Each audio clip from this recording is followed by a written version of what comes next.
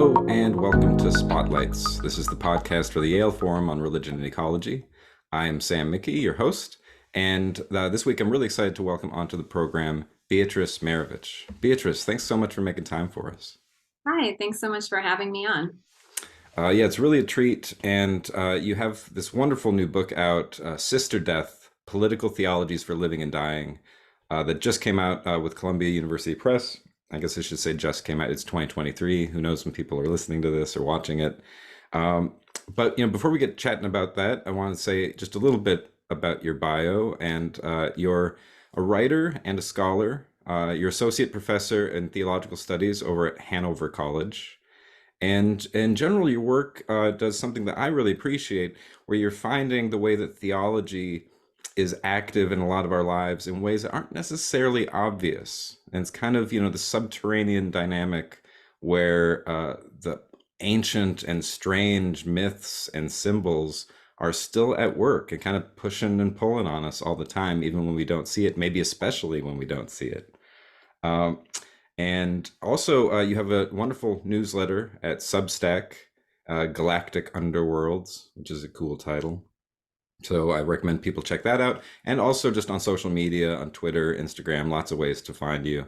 And so you do really creative work. And the book is just so beautifully written.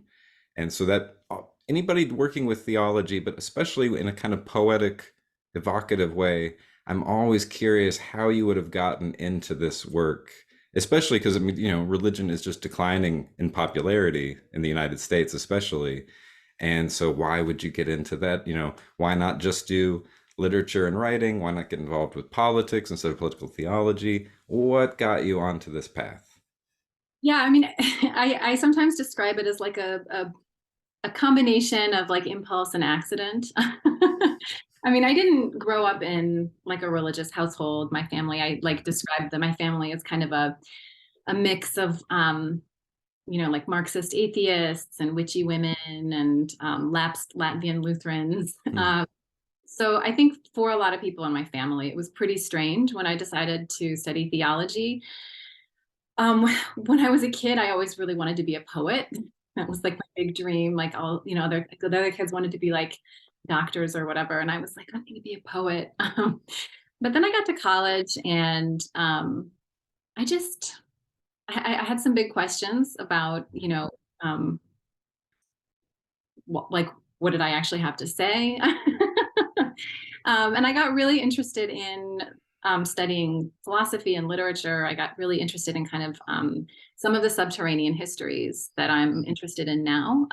Some of those weird buried dynamics in things. And as a student of literature, as an undergrad, I was always really interested in like um, I really had the sense that I was learning about theological themes and topics and ideas. At the same time, I also felt like it was never really explicitly addressed. It felt like there were often these kind of subtle poetic references to themes from religious history and texts, but I just never really understood them at all. And I felt like I wanted to understand them.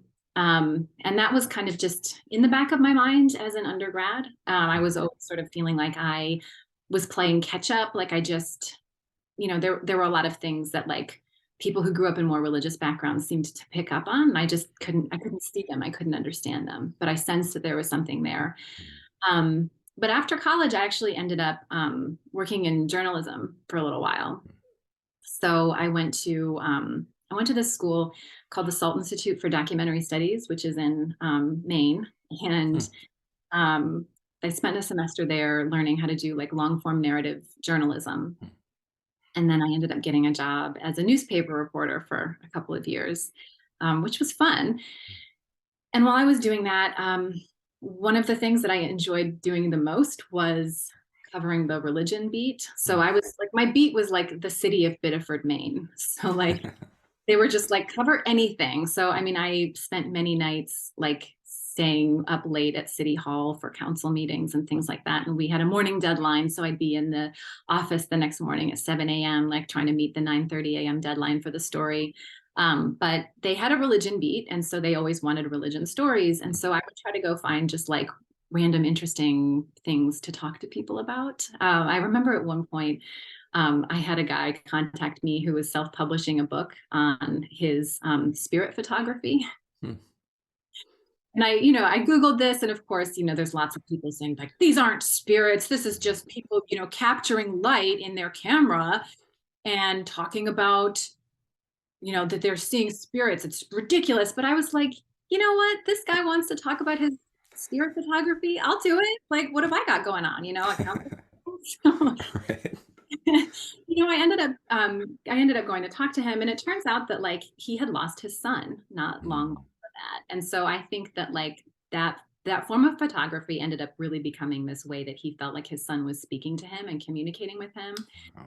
Yeah, so we had this great conversation about like how he was, kind of using this as a medium for processing his grief and kind of coming to terms with some of the stuff that he was dealing with and coping with. And I loved talking to people about stuff like that. So I ended up getting the opportunity to move out to Vancouver, British Columbia, and applied for a program in theology. And I thought, I'll just kind of learn more about like, what are the ideas animating all this religious stuff that people are talking about? I just kind of wanted to dig a little deeper. And that's kind of how I ended up in the field. Right. So I didn't really know anything about theology at the time. I didn't know what I was doing, but it ended up that being the case that Sally McFague, who is a pretty famous feminist theologian, was spending the latter part of her career at the Vancouver School of Theology. So I had the chance to study with her. Also had the chance to study with Sharon Betcher, who's just creative and brilliant, and kind of took me under her wing and encouraged me to um, like explore my own interests in the field. So I ended up doing a master's there. And then Sharon encouraged me to meet Catherine Keller, who was her mentor through the PhD program. And I loved Catherine's work. The Face of the Deep was just kind of a magical and profoundly interesting book to me, and still is. And I thought, okay, like I could learn so much this way. Like I don't know what I'm doing. I don't know why I'm doing this, but I just felt drawn to study with Catherine. And I don't know that I would have done a PhD in theology, especially had Catherine not been a professor and had she not invited me to study with her. So that's kind of how I ended up where I am. Nice. It's a circuitous path. Yeah, and Yeah. that's I really appreciate your connection to Catherine. She was the external reviewer on my dissertation. And anytime I meet people, sometimes people just talk about theology a certain way, and I'm like, Catherine, and Yeah. then always quick friends, and it's like, oh yeah, okay, we see the world in this. There's a certain kind of thing Yeah. that comes out of that, and yeah, I really appreciate that. It's funny, some people get into theology, have no religious background. Other people get into it because they had a deeply religious background. I always find that very interesting, but especially that where you're just like, well, it's weird. Like, what's going on with this? And the more you dig, the more you just kind of keep getting interested in it. Yeah. And, I think I always kind of felt like nobody really knew how to answer my questions. Right. Because I think that our culture kind of offers us a couple of like options in terms of like how we can interpret or understand some of those sort of subterranean like ancient religious and theological themes that kind of play out in our culture. And on the one hand, I think we're told that we can either embrace it and say to ourselves like, this is our heritage and this is it's beautiful and profound and we have to like carry it on, or on the other hand we can just say like, we don't want a part of this anymore, like that's part of our past. And I think increasingly a lot of people realize that those are kind of just, it's a false binary, and that actually most of us are living somewhere in the weird in between spaces, um, where we definitely want to be able to understand what we want to disinherit, Yeah.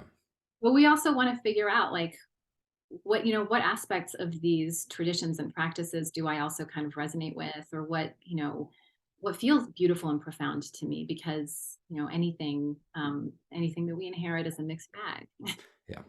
Yeah. And disinheriting is often a lot harder than it seems because these things still haunt us in strange ways. And I know in the book you mentioned, Carl Schmitt's famous line that all modern political concepts are just secularized theological concepts.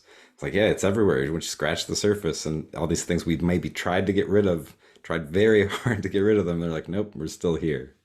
Yeah, absolutely. And that's kind of like the, the kind of what I started feeling like, when I started teaching classes to my students, like after I finished the PhD program on death in the afterlife. And I just kept noticing this theme coming up over and over again, where, like life and death are in a battle. Right. And it's a war. And like our life on earth is like a state of war. And that's just kind of like the conditions of our existence. And I was just like, that is such a corrupt and ugly way of thinking about our life. But I just kept seeing it come up so many times. And you just, you see it in medical narratives, right? Where we talk about battling disease. And it's like, I get why we speak this way. Like we want to save our fellow human beings from death. We want to preserve their life. We want to struggle against the things that want to threaten our own survival. And I understand why it feels like a battle, but at the same time, like that's it's a whole way of being, right? Like being at battle, being at war. Like it's just, where does it stop? Yeah. Yeah, and that's, one of the things that really excited me about the book is precisely that you're analyzing the way that this idea of life as a battle against death kind of emerged, and that there is an alternative. And so I don't know, for whatever reason, that's one of those things that I like a lot. I'm like, ooh, death. It's a weird thing to get excited about.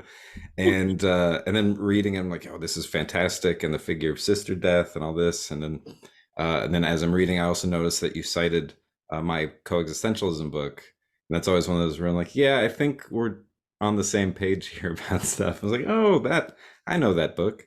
And so yeah, all the citations, all the references, the themes that come up, it's just such a wonderful book. Before we get to talking more specifically about the content, one of the things I also appreciate about it is the artwork. And because I don't know, academics don't necessarily have a lot of creativity in them sometimes, and you get these very dry things, and they're not trying to be multimedia sometimes. Not to throw other academics under the bus, but there's a tendency. So I'm wondering, how did that come about, where you want to include the artwork from, what's the artist's name again? Krista Dragomer? Yeah, yeah. Krista and I are, I mean, we're old friends. We go way back. I actually met Krista when I was working on my master's thesis in Vancouver, and we ended up moving back east at the same time. So I started my PhD program at Drew, and she moved to Brooklyn. And so, I spent my entire PhD program kind of talking to her about what I was learning about. And we were doing various kinds of collaborations and things like that. So we've been kind of sharing ideas and inspiration for a long time. And um, I didn't plan to have art in the book. Initially, I had my fingers crossed. I thought like maybe they'll let me like I have Krista's artwork on the cover, but there was like a moment in the editorial process when they thought that my manuscript was shorter than it actually was, and it was kind of an editorial oversight that eventually got corrected. But by that time, I had already picked out some images for the book, and so they were like, "Let's just keep the images." But the idea was like, "Hey, your book is kind of short. Do you want to pad it a little bit with some pictures?" And I thought, that's an interesting idea. And I was remembering how, like, a lot of books that I've seen on, death have a lot of images and pictures of burial sites, things like that. And I thought that could be interesting. I think I need to like work on this a little bit. I need help. And so I was going on a trip to New York to do some other stuff with Krista, and we actually were producing an audio piece, which is really cool. And I'll send you a link to it after the interview. But it's fun, and it's a cool piece about the night. Uh, but while I was in New York, I said, "Hey, can you help me find some pictures?" And she was like, "Yeah, let's take a look at Creative Commons. Like, we'll see what comes up." And then she was like, "I've got a bunch of old flat files, especially stuff that's kind of from time when we were working on this together. You were living your do you want to look through the flat files and see if there's anything that kind of resonates?" And I was like, sure. So I spent an afternoon in her studio just kind of picking stuff out. And some of the stuff was a lot of it was stuff that she had done in walnut ink. So there's like it's not in the book. You can't see the color images, but on my Instagram you can see there's a lot of like sepia toned images. It's almost like a kind of mushroomy color. It's really beautiful. a tone, a really beautiful tone. But um, so a lot of those images I wanted to include, but there's also some, she calls them portals, sonetic portals. And they were from some sketches that she did in a smaller sketchbook during the pandemic. But I took pictures of the images and then brought them to my editor at Columbia. And she was like, this is amazing. These are beautiful. And, you know, uh, we just decided to go with it. And so, yeah, that ended up becoming like a huge compliment to the project. And I think it really ends up like teasing out the really poetic dimensions of the book. Yeah. And yeah. And in fact, there's a preface to the book that I hadn't written before I included the images, but my editor said, I think it would be nice to have a preface that can kind of help the reader situate the images with the book a little bit. And so I ended up doing the preface, which also kind of felt like another voice in a way that I was using. So I think the images kind of, having that collaboration really challenged me to kind of try to make the book resonate in different ways. So I'm just so happy that they ended up in there. Yeah, it really does complement the writing very well and just adds a very evocative mood. I mean, especially when you're talking about, some of the really serious issues of living and dying. And then every now and again you see these images, it kind of like, oh right, this isn't just an academic topic. This is really getting into the depths of human existence, and for that matter, the depths of terrestrial existence more generally. There's definitely an ecological tone to a lot of your writing.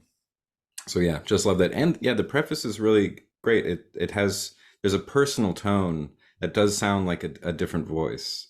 So on that note, I wonder if you could say a little about how your own biography kind of shaped your interest in this a little bit, because I know one of the things you mentioned is being a mom, and but also another big thing that happened while you were writing this book was a pandemic.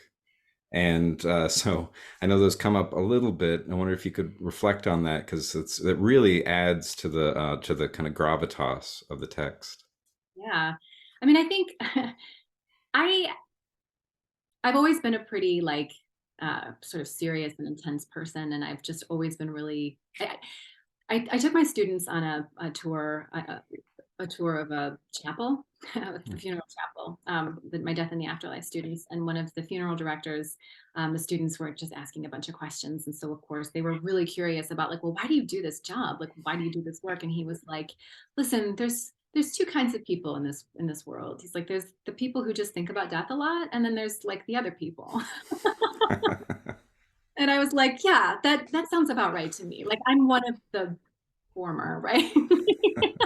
I just am one of those people. And as you mentioned, it sounds like you are as well, which, I think a lot of people think of it as morbid, but like for me, like there's something extremely life-giving in just recognizing our finitude and the fact that we share this finitude with other earthlings. I mean, I think it's such a profoundly important and beautiful aspect of why we're here and how we're here, because without those limitations on our life and our existence, I mean, I think we resent them as we like it's productive to resent them to some extent, right? Like it gives us more life, but like at a certain point, right, if we're being really honest with ourselves, most of us would not want to be immortal, Yeah. because I think we recognize that we value the many things that finitude does bring us, even if it's something that we resent. So I've always been um, somebody who thinks about that stuff a lot, but I'll be honest, I wasn't necessarily totally prepared for how much being a mom and like going through that whole process of giving birth and all of that was going to just throw me up against that stuff really hard. I think I kind of bought into some of the narratives that our culture gives us that like birth is just this life-giving thing, this pure force of life, and it's just so nice and good, and death is just so bad and horrible. um, but I was so scared, right after having my daughter. I just realized, like, one night just sitting with her alone, I was like, nobody else is here right now, and I am the only person keeping you alive. And that was a just terrifying responsibility. And um, it made me really, I think, confront some of the some of the ways that I think birth and death are both just a part of this mortal fabric that we're in and inhabiting. And I think that when we oppose life and birth to like death and mortality, and when we act as if they're just two completely opposing forces, it's a lie. And I think we do a real disservice to people, mothers. I mean, I think postpartum depression is very real. Right. It's a terrifying, terrifying thing to realize how much responsibility you suddenly have. And, I think we don't do any services to people by pretending like it's not scary, and that, there's not a real threat of death in birthing processes as well. I mean, I think, many women who've and pregnant people who've experienced miscarriages um, feel like they can't even talk about their pain and their, Mhm. because it's not really welcomed into the conversation about birth. Right.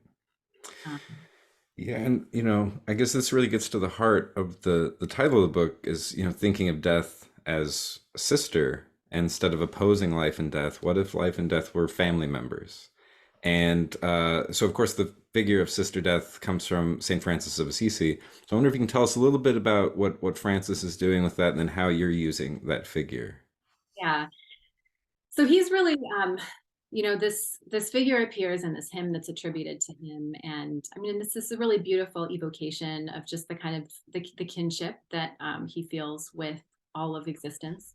And it's, he's very famous, of course, for being a great lover of animals, but the animals don't really show up in this one. It's more just like he's celebrating the big forces of existence and kind of looking at the cosmological situation, and recognizing all elements like the sun and the wind and water and the moon and even death as part of a kinship network. And um, one of the things that he also says in the hymn is he speaks about death as our sister. And I mean, I think it's an interesting move because it really helps to preserve the power of God in the face of death, and it helps to kind of reassure Christians that God is more Mhm. powerful than death, bigger than death, other than death. And of course, he doesn't really talk about life here. So there is this kind of implication that life is always bigger than death, that death is something small. And he's even kind of, he evokes the sun, right? As master brother sun, gives the sun a lot of power, and is sort of directly connecting it with God as this like super powerful entity, but then feminizes death and sort of makes us very aware of the fact that death is minimizable within this whole kind of cosmological structure. I don't know like that's what he was intending to do, but I think it's still kind of in keeping with the broader Christian narrative that God and death are enemies, and that ultimately, in the end, God will end death. Um, Right. so So yeah, a little bit of a kind of dual inheritance then, that where on the one hand, death is a sister, we can get along, but on the other hand, but ultimately death knows death's place. And yeah, that's interesting. So a little bit of the war against death as well as a little bit of the kinship with death in that same piece. yeah, absolutely. And so this is why I'm sort of introducing the possibility that maybe death and life could be sisters, and that that the connection isn't necessarily that death is our sister, because I don't really know what that would mean. I don't really think about death as a personified figure, even though it's fun to watch things like The Seventh Seal. But That's true. it's always fun to see how people personify death, but I don't think about death as a person. Right. And, along those lines, you get into some, pretty serious philosophical thinking about death. And I mean, I don't know who to talk about first, but one that I appreciate that you really dive into is Heidegger. Of course, 20th century German philosopher Martin Heidegger, very well known for being a Nazi. And that's, I think, overshadowed a lot of the contributions that his thought makes to philosophy and theology. And so it's complicated. But I know Heidegger's thought has definitely meant a lot to me in my studies. So I wonder if you could say a little bit about how you're engaging Heidegger in this work. Yeah, I mean, I think one of the things that, um, I mean, Heidegger is, of course, really famous for his philosophy of death. And I think that, his idea that we are beings toward death is incredibly notorious. And so if you're, looking at any kind of philosophical analysis of like death in Western philosophy and theology or death in Western thought, like he always comes up. And I think especially in work that was being produced in sort of the latter half of the 20th century, there's a lot of people who sort of see his thought as very liberating, because I think in a lot of ways it looks like he's absolutely kind of opposed to this whole sort of long dominant Christian idea that death is the enemy, right? Because he's sort of saying like, no, like we are finite beings toward death, and that being itself is being toward death. Um, but when you really dig into his philosophy, like, you also find that he doesn't see being as death. It's, being toward death, but ultimately being itself is more than death. And so there is this kind of what I think is a kind of repetition of that kind of um, like subjection of death that you see in the Christian tradition. He's just presenting it differently, framing it differently, and sort of housing it within a sort of different um, conversation. But I do think that ultimately it's not a philosophy that necessarily changes how we think about death itself. In that it is always sort of um, part of the transcendable dimensions of existence. Right. Yeah. And it's just framed in terms of, phenomenology, and it seems like, oh no, I'm not doing theology at all. Like, no, it's still creeping in there. Yeah, that's a great point. And then, of course, one of the people who did a lot with Heidegger's concept of death is Jacques Derrida, who I know you engage with his work on life death a lot. And I don't know, I adore Derrida's work and just feel like he's still so misunderstood. I think people still use the word deconstruction just to mean like criticizing something and ripping it to shreds. It's like, oh, that's not what he meant at all. So I'm always trying to encourage people, no, read, there's good things happening there. And Life Death is really an interesting work of his. So I wonder if you could say a little bit about Derrida and this whole life death phenomenon. Yeah. Um, I actually like, I am not at all a good translator, but I found out about this work before it was translated into English. Oh. And it was during the pandemic. And one of the like really intense things that I did during COVID, and I remember that you asked a question about this earlier, but I didn't answer this. But I think that in some ways, writing this book in the midst of a pandemic was a little cathartic for me, because I think it just allowed me to just like think about death Yeah.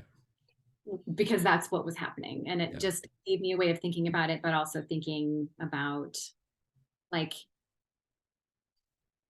why it's part of our life on earth. And, there are lots of passages in the book where I talk about the sort of particular problem that we're in right now, which is like what, Deborah Bird Rose called the sort of situation of double death.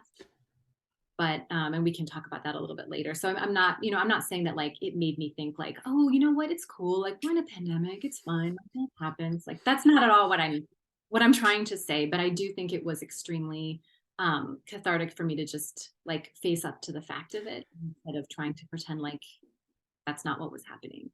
um so I ended up doing this, like I ended up like translating massive portions of this book from French to English. And it was one of the hardest things that I did in preparation for this book. And I eventually had to go back once I did get the official, like, I think University of Chicago English translation of the book, and like replace all of my, like, actually not that bad. When I like replaced them, I was like, oh, that's kind of right.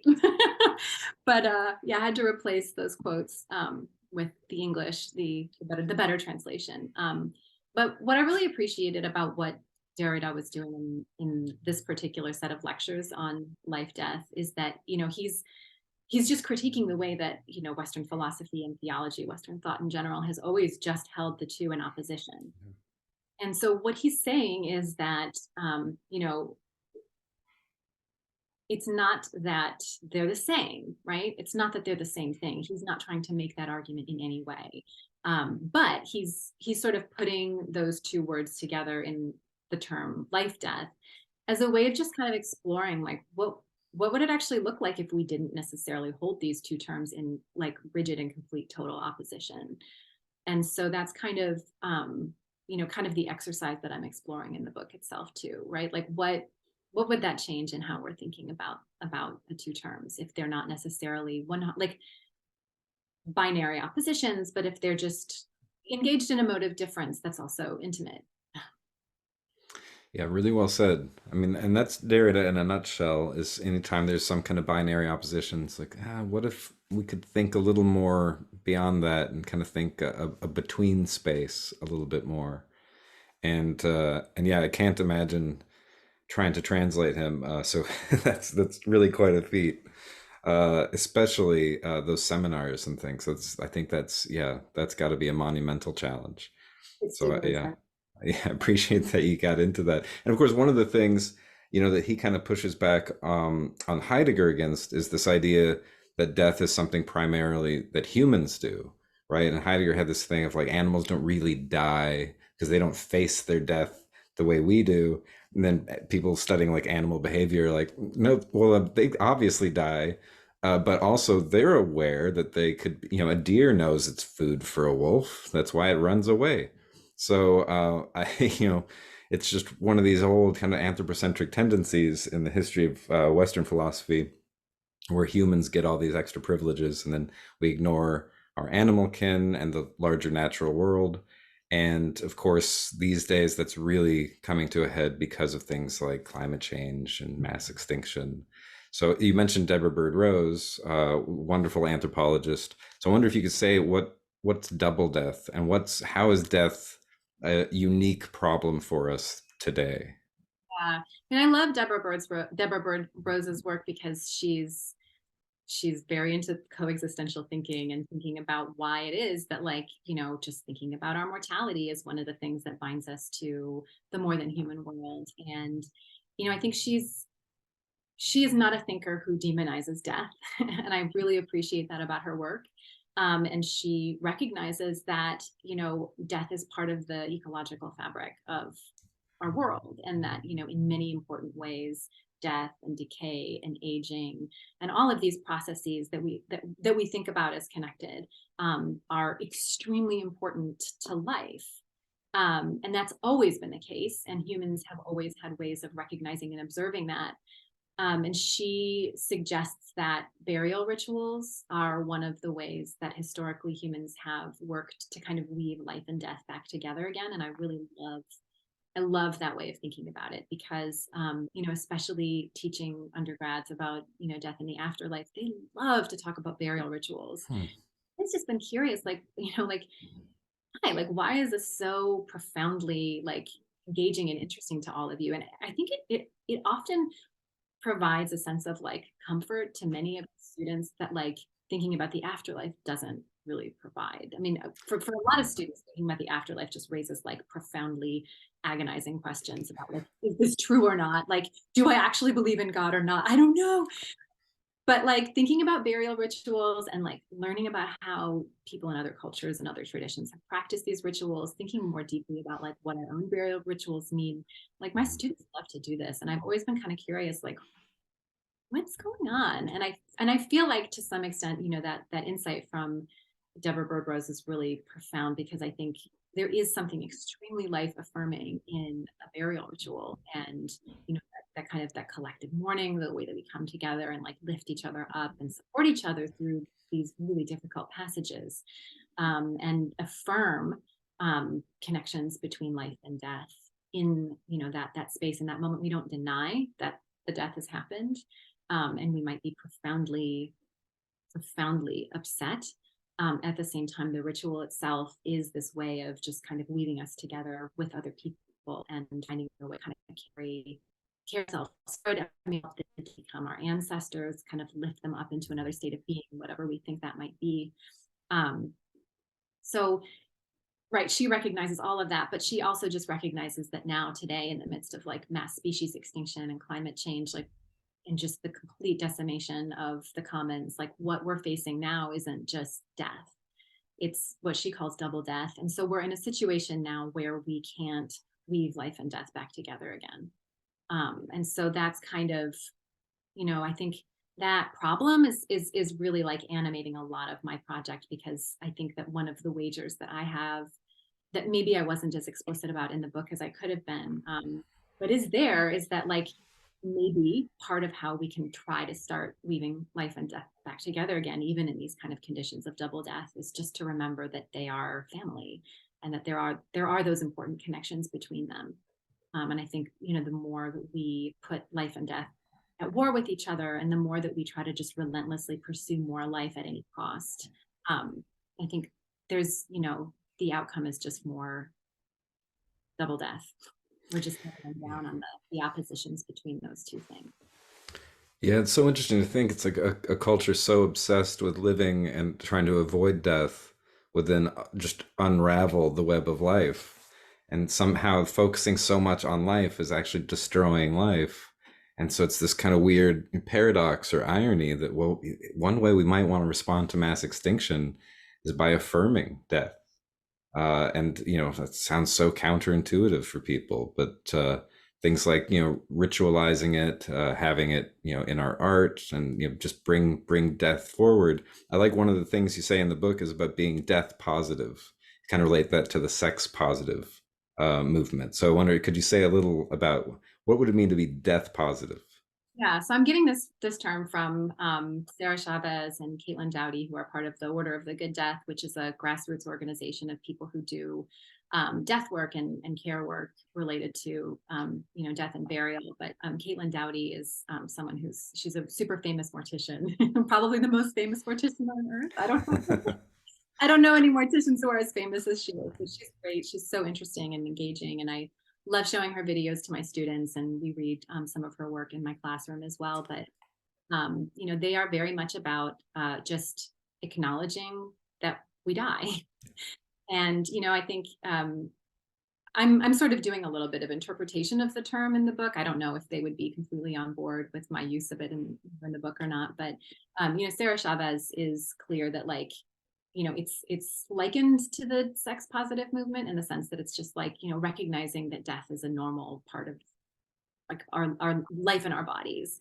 But it's not like she's saying like, so like, let's um let's be happy about it, or like let's embrace it. I mean, it's not I mean, I think there have been in this is something I talk about in the book. There have been people like sociologists even who've critiqued some of the death awareness movement for what they sort of like caustically charge as like an argument that we should be happy about the fact that we die.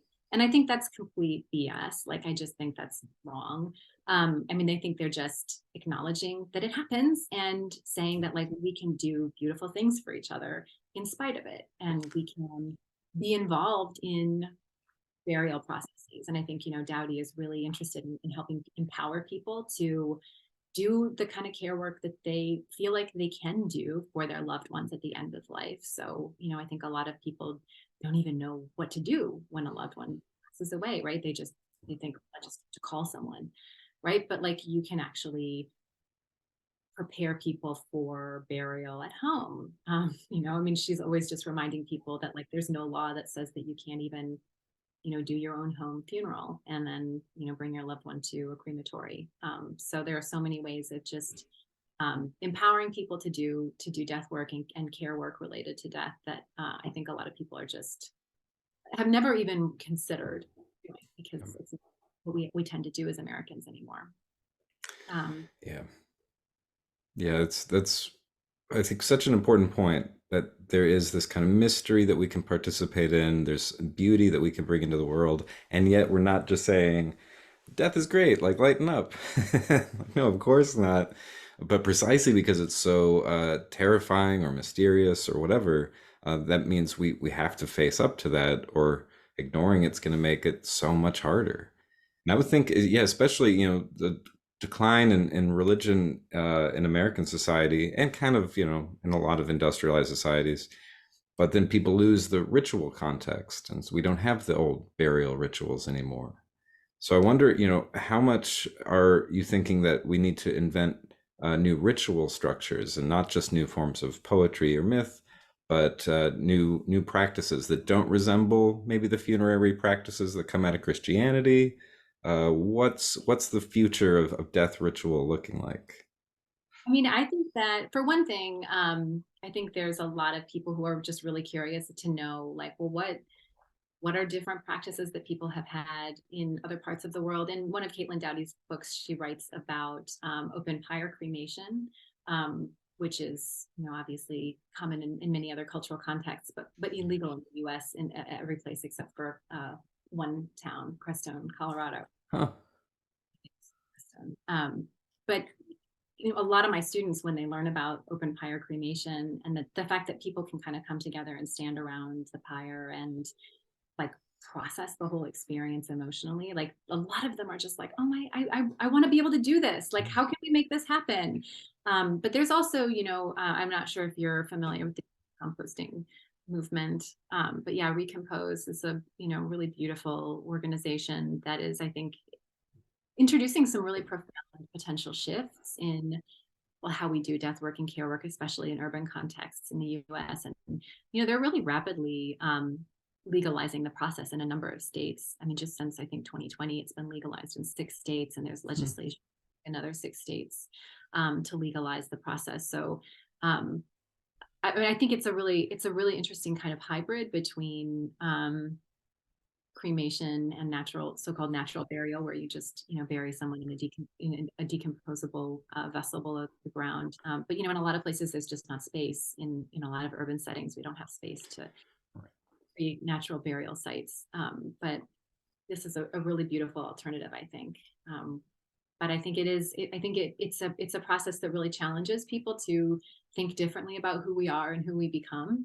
I mean, I think a lot of people, I mean, when I introduce the idea to my students, a lot of them are just like, I don't want to be dirt. I don't want to be garbage. I think that's a real poetic challenge to a lot of people. And I think that if you don't feel some kind of profound connection to the soils of the earth that we come from, like, it's just not going to be a beautiful ritual to you. So I think that in many ways, the sort of the poetic and conceptual challenges and the ritual shifts kind of feed into each other. Right. Yeah, because if you're like, no, the poetics of fire are going to connect with me more. If I want to be burned, don't put me in the earth. I'm not soil. And then people are like, no, soil's my thing. I don't want to be burned. That sounds terrible. So yeah, that's very interesting. That people would get excited about some and just terrified of the others. And what's with that town in Colorado? How do they have open pyre legal? Does anybody practice it, or is it just kind of like a loophole and people forgot to make it illegal? No, I mean, I think I don't know. Like, I have I have a better, like, I don't remember exactly like how the process happened, but it was legalized. Like, it was specifically legalized there, and people, like, I mean, people have moved to that municipality specifically so that they can have an open pyre cremation. They bought land there because they so um it's definitely something that I mean, and they just, of course, like, don't have the capacity to do this for very many people.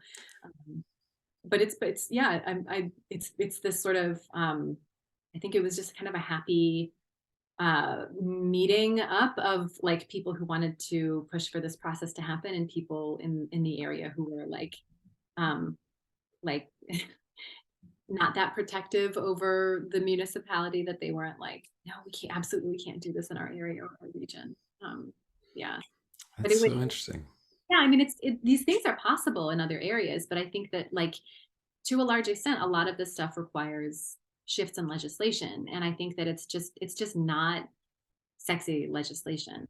Like, I mean, whenever I even talk about it with people, like, people just want us to change the subject immediately, right? Like, it's just like nobody wants to talk about this stuff. So it's so incredibly hard to lobby for any kind of change when it comes to death rituals and death work, because I think a lot of people just don't want to talk about it. They don't want to deal with it. They don't want to think about it. And so it's just not the kind of stuff that, like, tends to catch on and like gain support. Yeah, that makes sense. Nobody's like running for office being like, I'm the death candidate. Vote for me. I've got some great death-oriented legislation coming your way. We're like, all right, what is wrong with this person? Although, ironically, it would be really beneficial.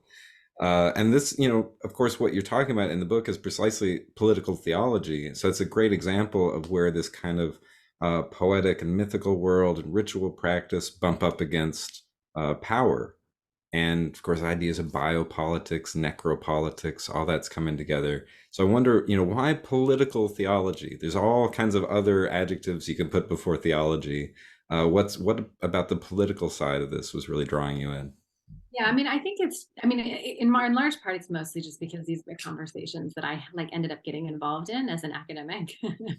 So, it's just like, yeah, over the course of time, as you know, like you just end up becoming part of certain conversations. And so those terms and those conversations become the framework through which you discuss so much of, your ideas and thinking. And so I just had a lot of, I had done a lot of legwork in the past, sort of thinking about like why it is that political theology was a kind of useful term for me. But it really goes back to some of the stuff that we were talking about earlier, where I was really looking for language that would help me articulate like what are these sort of relics of tradition that end up kind of getting embedded in what we might even otherwise consider secular cultural contexts.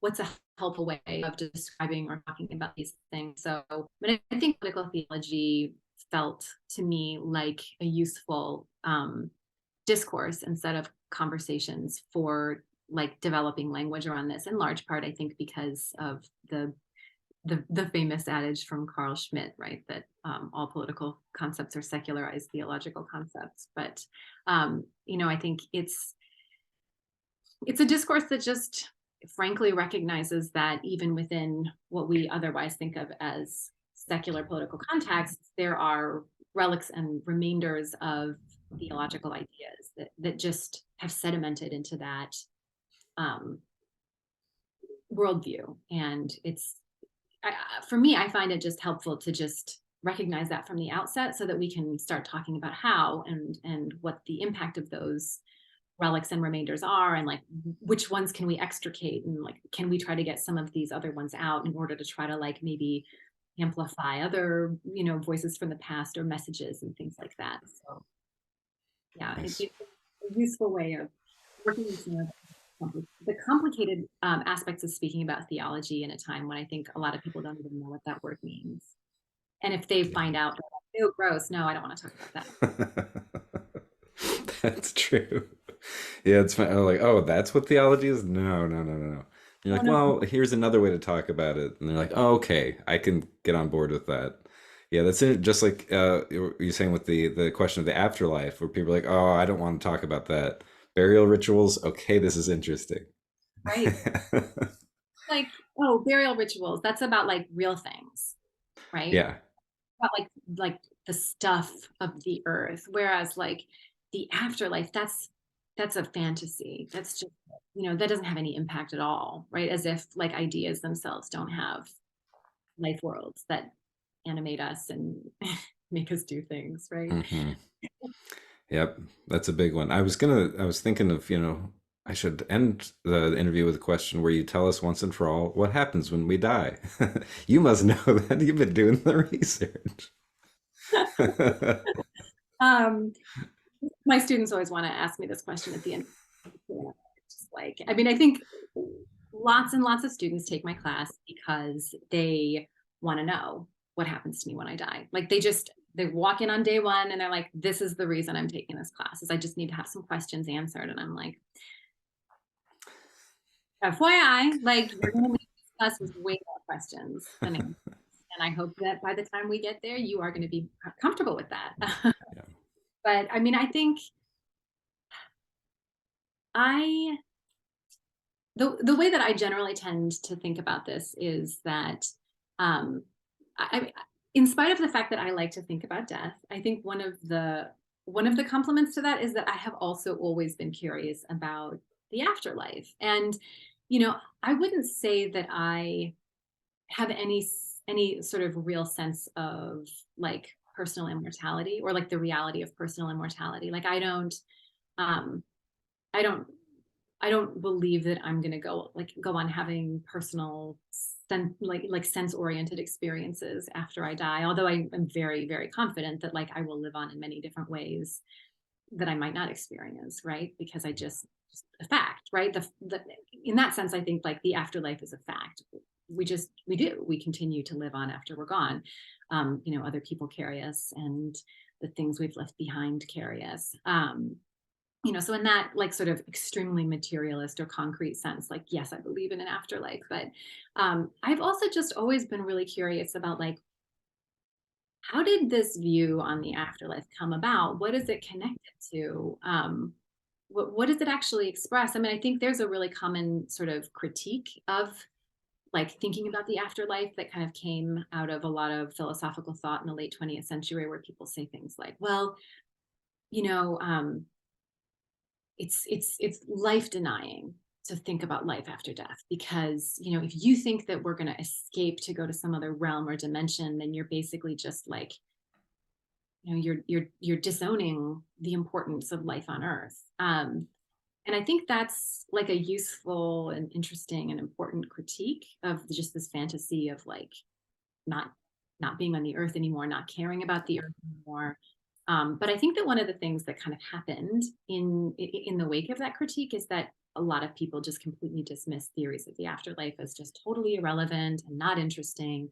But I think that there are like really profoundly like earthy and interesting aspects to theories of the afterlife. I mean, like for many writers, like the idea of resurrection has just been a profoundly like earth oriented, like cycle embracing, like way of recognizing that, right? Like we are taken up by other aspects of the earth and kind of reborn into them. um, you know, Reincarnation is a really profoundly beautiful way of recognizing our connections with other creatures.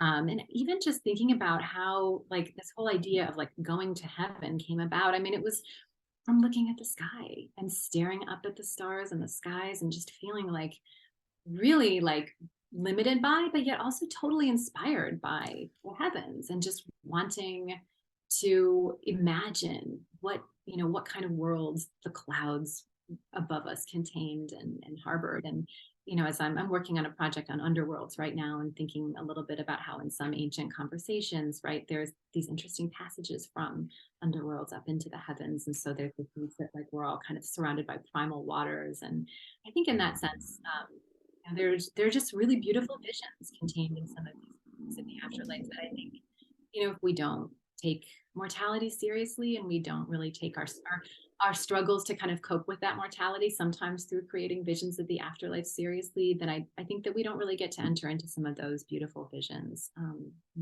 think it's a really cool way of just trying to understand um, how many people of the past and the present kind of make sense of their life on earth. Geez, that was a really profound and beautiful answer to what I thought was kind of a silly and annoying question. To be like, tell me what happens when you die, ha ha ha. And then very beautifully said, and really inspiring, and the book really gets that kind of emotional component through. That's like this can be something that really motivates and inspires you to experience the world in its fullness and to appreciate your life more and our communities and our kinship with the natural world. And so, yeah, really, I was excited for the new project on underworlds. I like the constant theme that's emerging in your work. It's very dark, but like a brilliant darkness. Beatrice Marovich, thank you so much for your time. It's really been a treat talking to you, and and thanks to everybody else for tuning in. We'll be back with some more conversations for you soon. In the meantime, take care.